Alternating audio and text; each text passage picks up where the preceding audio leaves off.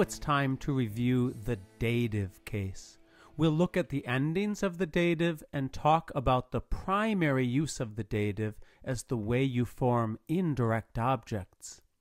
So here are all the endings of the dative in singular and plural for the 5 declensions of noun.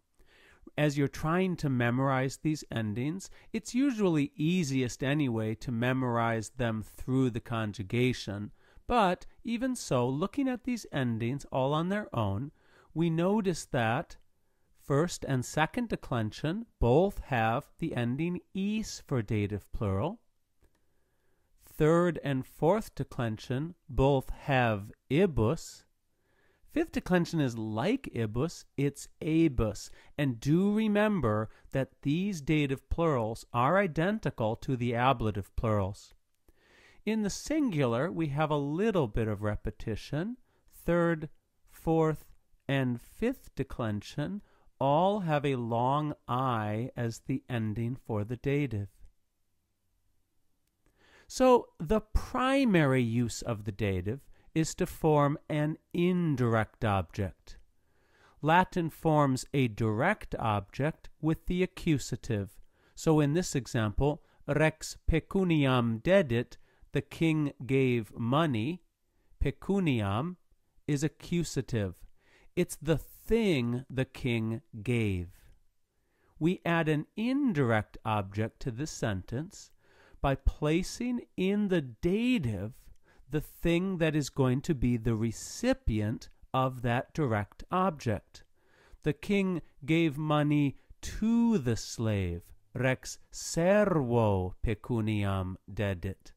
Now, you can also in English put your indirect object between the verb and the direct object and not use the preposition to. You can say, the king gave the slave money. But Latin will still, in the way it uses dative, this is how Latin expresses indirect object. So you'll be translating dative with to or for, or as we just saw, with English you don't have to use to sometimes. Keep in mind that dative as an indirect object is not going to be random.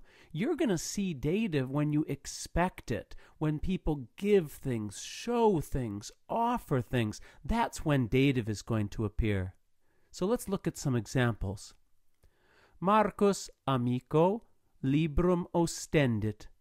Marcus showed the book to his friend. Ancilla hospitibus vinum offert. The slave girl offers wine to the guests. And in this sentence, it's an indirect object of sorts, but the preposition for is going to be a better translation of this sense. Mater filio donum quaerebat. The mother was looking for a gift for her son. In another tutorial, we'll explore other uses of the dative.